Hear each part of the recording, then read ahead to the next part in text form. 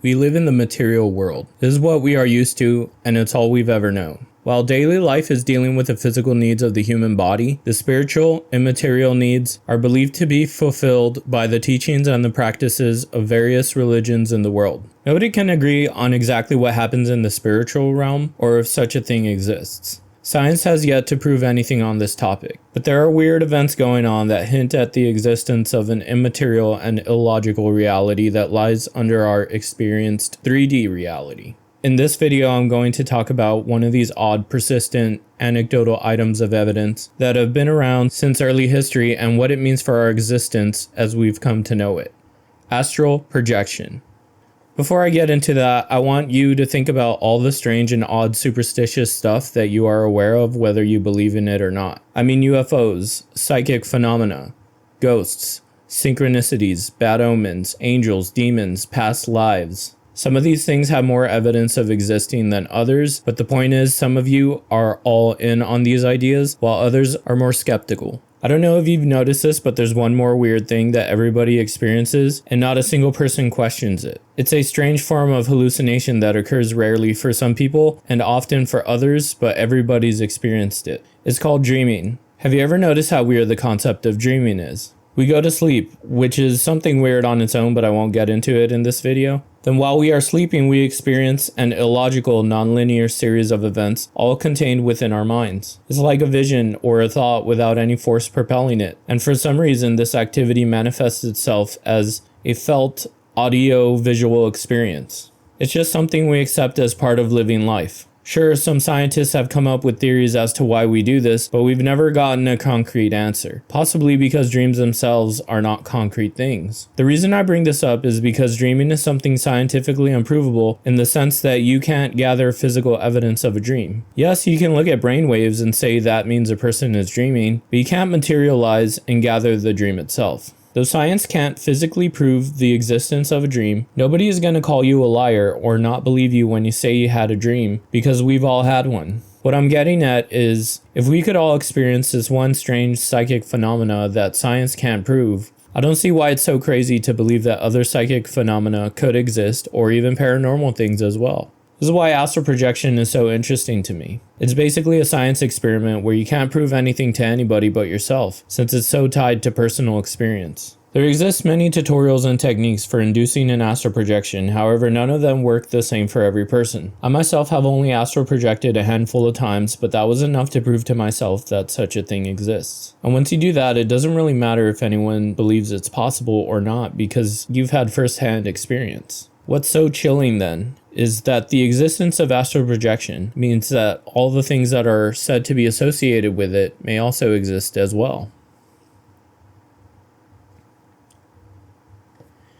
People who have claimed to astral project always say that the place they project to is very similar to our physical reality, yet has key differences. One being that it's very hard to see numbers and read words. Also, these people say that there are both subtle and larger differences between worlds. Physical reality is very objective in the sense that everything you see exists and follows the laws of physics. And if someone were to come into the same area, let's say your room, they would be able to see the same objects as you. These things will also be there the next day unless they are moved by somebody. The astral realm is subjective and fluid. The spaces you are familiar with can be warped, with the objects in them missing or placed in different spots. Sometimes things take on strange properties like radiating light or even radiating emotions, because the astral is less concrete and therefore more malleable by your consciousness. It's very dreamlike, but from personal experience, the astral feels more real than the real world. You're not only fully conscious, but you also have no bodily weight. There's no brain fog, and you feel really good. It's unlike anything else. You might feel the urge to compare this to some kind of drug-induced trip, but it feels more like waking up from a deep sleep rather than being on a high. I personally believe the physical world is a dense dream within the astral realm that we navigate using a physical body. The reason the physical world seems so concrete and solid despite being a dream will be explained in a bit. Let's move on to the next implication of astral projection.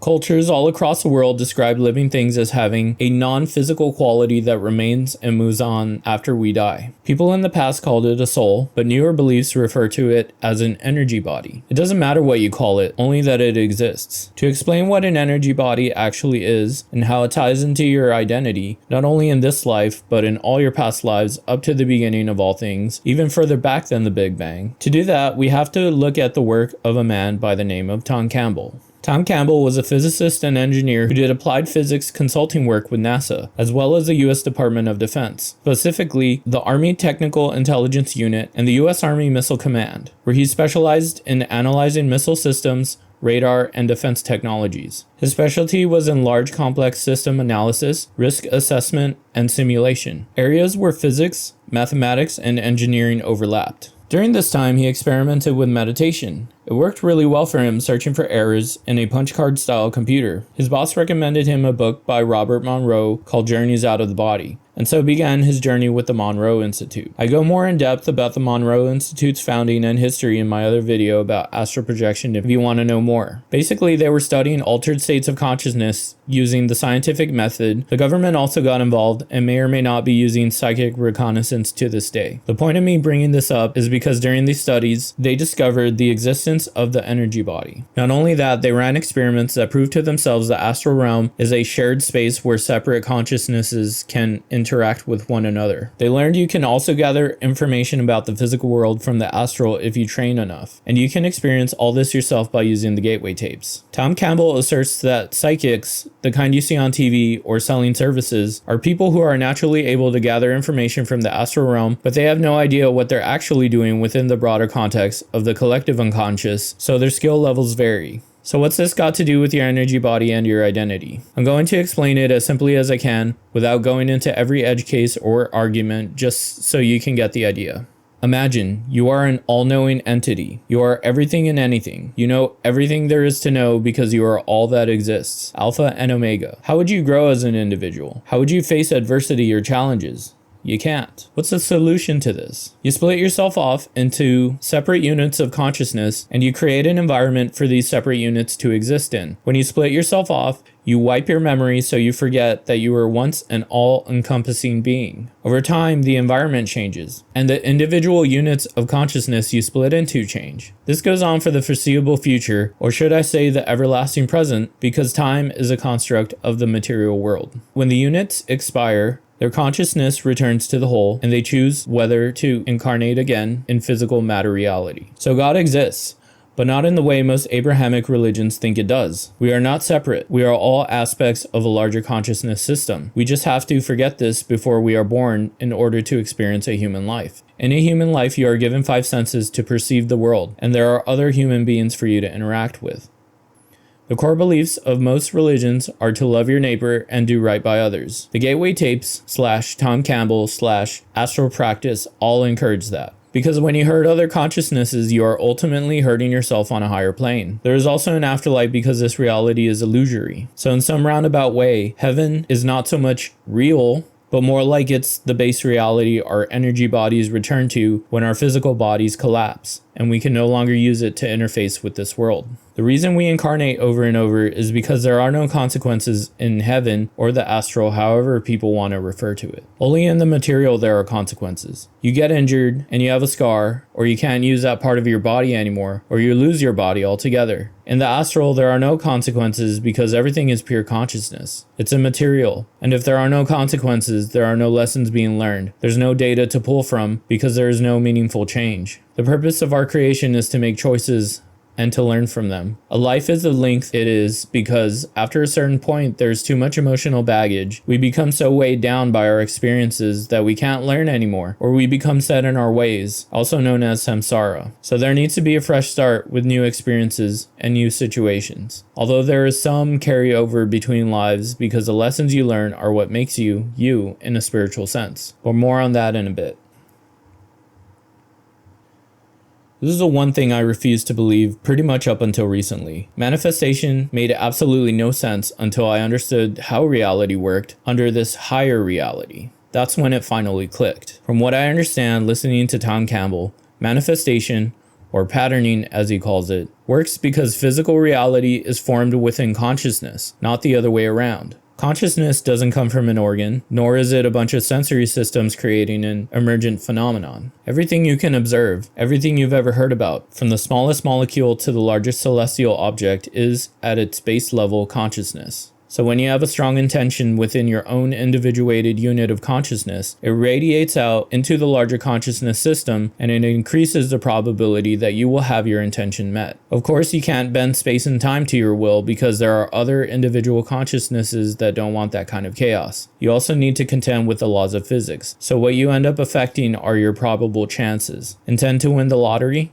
So does everyone else who plays. So the probable chance of you getting what you want in that instance is very low. Want to change your life for the better, but don't care how it's done or when? Now the larger consciousness system has room to work with you. If you want to know more than what I can explain in this short video, the best manifestors you can learn from are these 4 people. I'm choosing them because they pretty much all agree on how it works, they just have different perspectives on it. First is the OG Neville Goddard. He is the dude that started it all. He learned that you could affect reality with your intentions way back in the 1930s, but has since remained a somewhat obscure esoteric author, but he's foundational to anybody learning manifestation. Second is Abraham Hicks. Esther Hicks is the inspiration behind the book series The Secret, and she channels an entity called Abraham. Together they teach people how to calibrate their emotions so they are able to manifest properly. Calibrating emotions is important because your subconscious can actually get in the way of your manifestations. It's kind of like when you have 2 choices and you don't know which one to choose, so you feel conflicted. This conflicted state of mind ruins manifestations.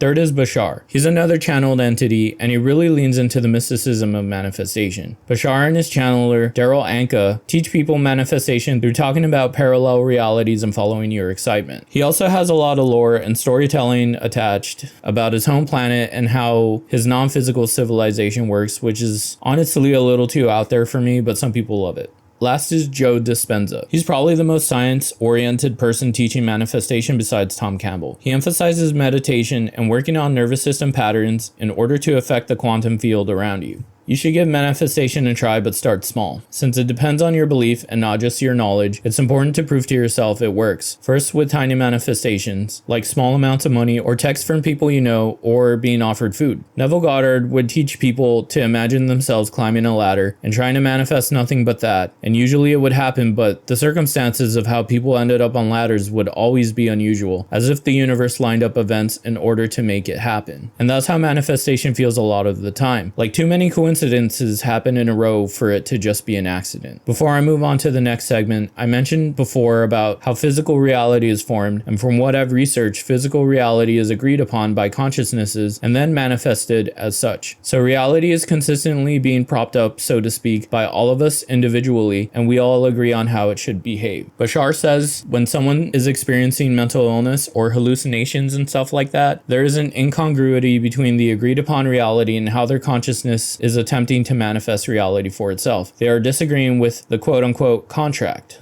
The way Tom Campbell views reality is that it's very similar to a video game or a computer-generated reality. The computer generates what you're observing and keeps generating things based on probability. So if you go into your backyard and start digging, for example, there are probable chances you dig up a bug or a coin or a dinosaur bone. That's how reality works according to him. It's all things popping into your periphery with percentage chances attached to them, and when you have strong intentions with your consciousness, then you can increase your chances of seeing what you want.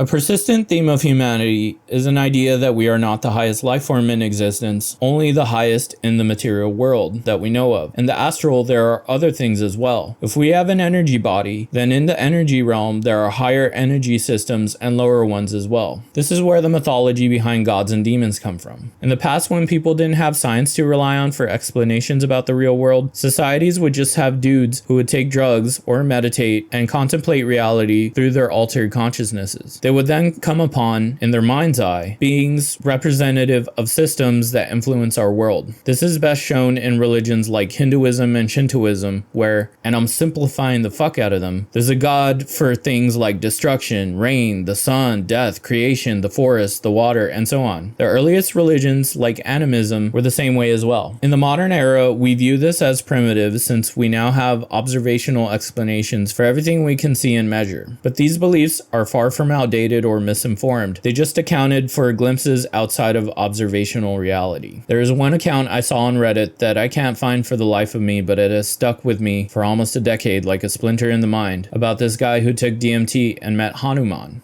Except he had no idea what Hanuman was, because he was just some American white dude with no previous knowledge of Hindu figures. It wasn't until he detailed his experience to someone else that they explained what it was he encountered. It's things like this that really captured my interest, because there are other accounts of people seeing mythological figures when altering their consciousness. Now, does that mean they are real? I'll ask you, what is real if reality is just a dense dream? They're not physical beings, that's for sure. But if they exist in our consciousness without us ever having the awareness of them in the first place, then it's possible that they are something that was discovered as opposed to made up. And that makes a big difference. So let's say they are real, non-physical entities. How do they fit within the larger consciousness system? Well, think about it this way. If we consider consciousness as fundamental to reality, akin to a substrate from which all things emerge, then gods could exist as higher order structures within this vast interconnected system. They might be something similar to nodes in a neural network, just way more complex and aware than us, capable of perceiving and interacting within dimensions beyond human comprehension. One way you can see it is that gods are not separate entities, but emergent properties of this larger consciousness system, similar to how weather patterns emerge from the dynamics of the atmosphere. And as I've been making a point to repeat this whole video, the larger consciousness system, or capital G God, encompasses everything, including these pantheistic gods, who are both part of and beyond the perceivable universe. It's entirely possible these gods exist as independent sentient beings similar to our individual units of consciousness, but their nature and level of perception far exceed ours, allowing them to interact with layers of reality we cannot grasp. So how might they function? If gods and demons exist as energy beings within this grand consciousness, their interactions with it and us could take many forms.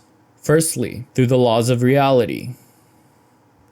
Rather than breaking physical laws, they may manipulate underlying patterns we cannot yet perceive, like bending probabilities, influencing synchronicities, or guiding causality through complex, unseen mechanisms. Secondly, through human consciousness. If consciousness is a shared field, gods and demons might interact by planting ideas, insights, or emotions into our awareness, akin to how epiphanies or inspiration works. Thirdly, through dimensional influence. If there are higher and lower dimensions imperceptible to humans on this plane, gods or demons could exist in those dimensions and influence our world indirectly, much like a 3D being could manipulate a 2D plane in ways incomprehensible to the 2D inhabitants. Sadly, just as a flatlander cannot grasp the nature of three-dimensional space, our human minds may not be equipped to comprehend the full nature of divine consciousness. If gods exist on a broader, multi-dimensional scale, we might only perceive their shadows in our limited reality. Miracles, visions, inspiration, or inexplicable shifts in reality. This leads to the question, if our perception is limited, how can we ever truly know these beings exist? Perhaps the answer is that our interactions with the divine are experiential rather than empirical, meaning we feel them for ourselves rather than prove them. If you are still following along, I'd like to talk about this is probably the most speculative section on a video full of extreme anecdotal speculation. But according to many people, not just Tom Campbell or the Hindus and Buddhists, we live many lives. There are entire channels dedicated to interviewing people who claim to have crossed over and seen the way things actually work, which involve us planning out our lives, making soul contracts with other people, and seeing the entire thing as a great web of choices, but also a predetermined interlocking system. They all more or less agree that this is the weird way things work. It's incomprehensible from the limited perspective we have as a physical being, and it's that way by design. If we were aware of all our past lives, we would be burdened by all the choices, the regrets, and the mistakes of what came before. We are born again to further refine who we are on the deepest level, to gain novel experiences and challenges, and to experience a new time period without all the preconceived notions of the time period we last exited. It's why young people seem very comfortable, even with the way things are heading right now, because they are unaware of how life was lived before. For example, millennials are screaming bloody murder about how AI and automation are eliminating our culture and our society, but Gen Alpha will most likely adapt to the future easily in a way we can't even foresee from where we stand. Gen Alpha was basically raised by technology at a young age. This is the iPad baby phenomenon. Parents who are stressed and overworked just sat their children in front of the TV or tablet for hours because it keeps them distracted. Gen Alpha will take the trends it observed in childhood and expand upon them to create entirely new fields of jobs with their slot culture-inspired creativity.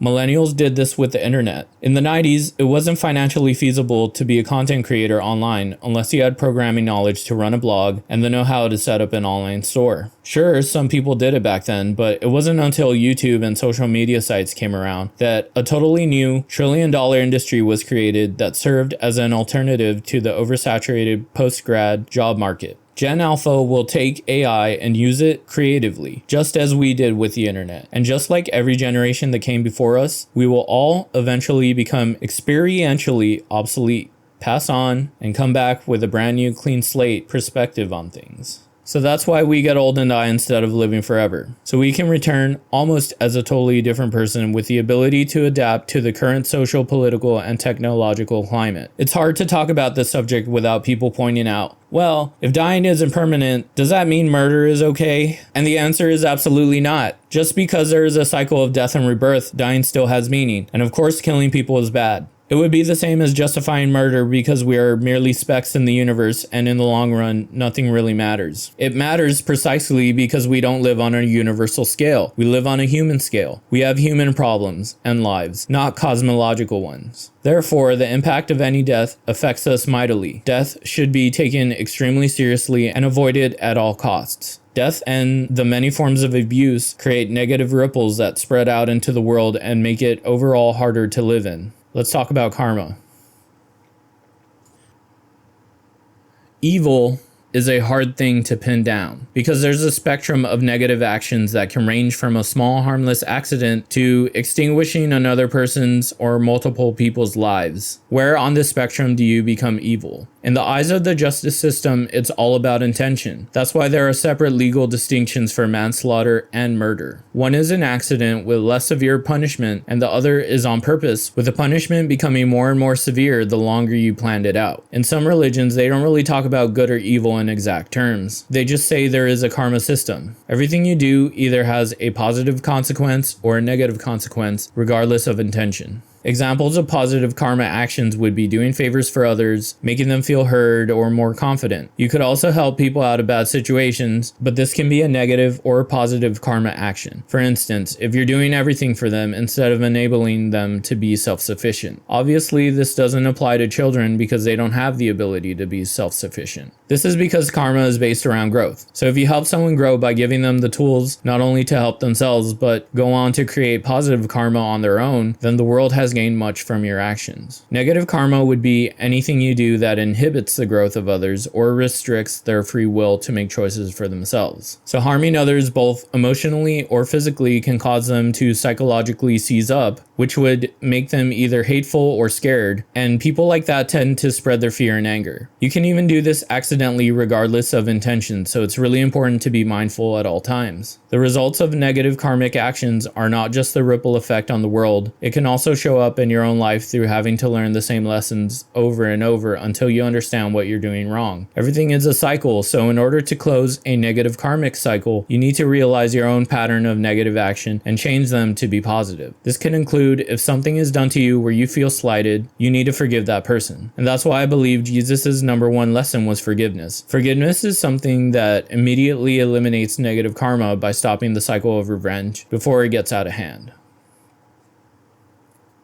From what I've learned, everything having to do with being good is about having love for your fellow humans, even when they annoy you or when you see that they are extremely misguided. It's not easy, and it doesn't mean you have no boundaries around letting people treat you terribly, but there are always ways of diffusing conflict that don't involve escalation. Communication is super important because it's a valuable skill to be able to ask someone to stop doing things that bother you in a way that won't piss them off or offend them. It's also easier to do that when you have empathy for other people. So for instance, instead of labeling someone as bad, you just try to see what kind of circumstances in their life might have led to them exhibiting their questionable behavior. When you demonize other people or groups of people, you turn them into something lower than human, which makes you more willing to take negative action towards them. But if you just saw them as people who are lacking something in their life, it's easier not only to deal with them, but also potentially helping them grow as a person, which is a much healthier way of defeating your enemy.